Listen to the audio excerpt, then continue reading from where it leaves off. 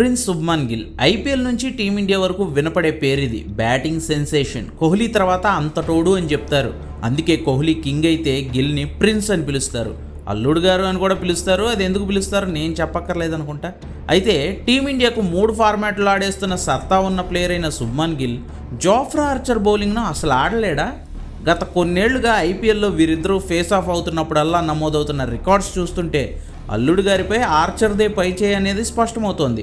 ఇప్పటివరకు ఇద్దరు 5 సార్లు తలపడ్డారు. మొత్తం 15 బాల్స్ వేశాడు ఆర్చర్ శుభ్మన్ గిల్కి. ఈ 15 బాల్స్లో 10 పరుగులు మాత్రమే చేసిన శుభ్మన్ గిల్ 3 సార్లు ఆర్చర్కే బలయ్యాడు. ఆర్చర్ బౌలింగ్ చేస్తున్నప్పుడు గిల్ యావరేజ్ 3.33, స్ట్రైక్ రేట్ 66. ఈ గణాంకాలు చాలనుకుంటా ఆర్చర్ బౌలింగ్లో గిల్ ఎంత ఇబ్బంది పడుతున్నాడో చెప్పడానికి. నిన్న కూడా జీటీ వర్సెస్ ఆర్ఆర్ మ్యాచ్లో గుజరాత్ కెప్టెన్ గిల్ మరోసారి ఆర్చర్ చేతిలోనే అవుట్ అయ్యాడు. ఆర్చర్ కొత్త బంతితో వేసిన ఇన్స్వింగర్ను అండర్ ఎస్టిమేట్ చేసి కవర్ డ్రైవ్ కొట్టేద్దామనే కుతూహలం కంగారులో ఆఫ్ సైడ్ ఆఫ్ స్టంప్ని సమర్పించుకున్నాడు శుభ్మన్ గిల్. అలా ఈ ఇద్దరు రైవలరీలో ఆర్చర్దే ప్రజెంట్ అప్పర్ హ్యాండ్గా కనిపిస్తోంది. ఫ్యూచర్లో ఈ జోఫ్రా ఆర్చర్ బలహీనతను శుభ్మన్ గిల్ ఓవర్కమ్ అవుతాడేమో చూడాలి.